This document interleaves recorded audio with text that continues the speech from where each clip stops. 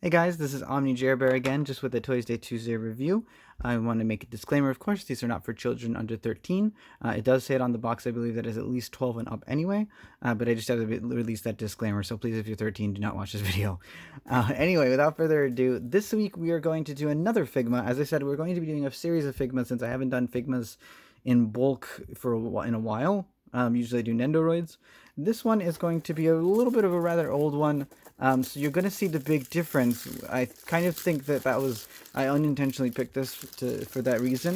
You're going to see the difference in the boxes, what they've done with the recent one compared to what the older ones, we're going to call it phase 2 of the Figma boxes looked like. So it's still very big box format as far as the actual box itself.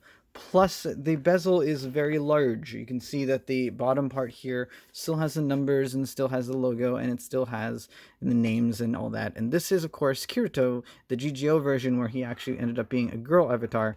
I don't know anything about that because I didn't actually watch the series, because everyone's always up and down about Sword Art Online. They either praise it really great or they say it sucks.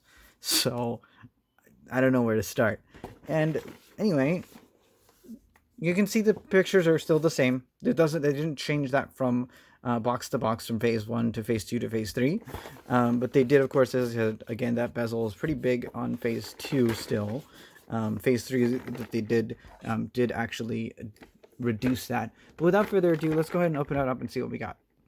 All right, and here she is out of the box. Really, really cool. So I want to address a couple things actually before we go into the review of the figure.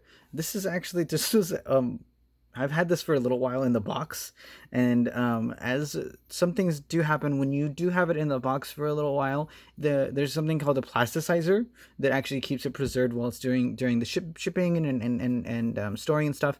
But it will kind of start quote unquote melting if you leave it in the box for too long.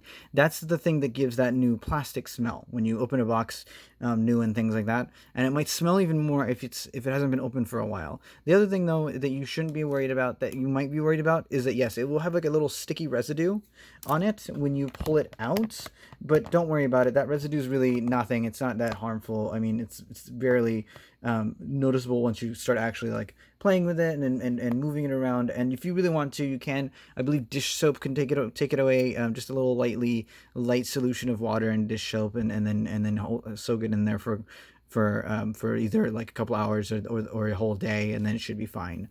So yeah, anyway, going with this figure, the reason I bought the figure again is just because of the character design. I haven't watched the show, even though everyone's been trying to tell me to watch the show or not to watch the show. So it's been interesting. So she comes with a gun accessory. The gun itself is separate from the hand, which is always nice. She also came with a different hair fringe, so if you want to do kind of action stuff, the fringe is blowing in the air. And then the nice little touch here is that she actually has working holsters, one for the sword, the other for the gun. The sword actually does come out. As you can see, I can kind of keep it out right there. That wasn't really good. I can take it out and then I can put it back right in. You have to be very careful though, of course, that since with those pieces, they're a little bit, they don't have as much give because they're thin. And then the sword itself comes with the standard photon sword blade part, which is basically a lightsaber, but they obviously don't want to call it a lightsaber because that's trademarked by Star Wars.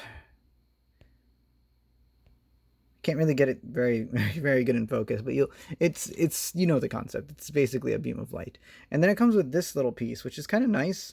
I didn't know what it was because I was like, oh, so it's like the swinging part. But what you actually do is that you take this part. This is a piece of PVC plastic they provide you with the gradient, and then you stick it in.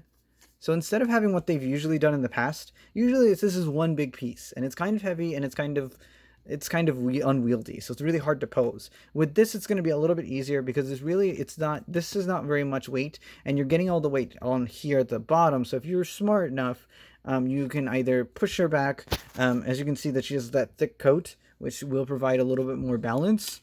You can push her back, or you can have her on stand and all that. So it's really, really cool. She comes with the eight hand rack. Two of which are special hands for either sides for the sword holding.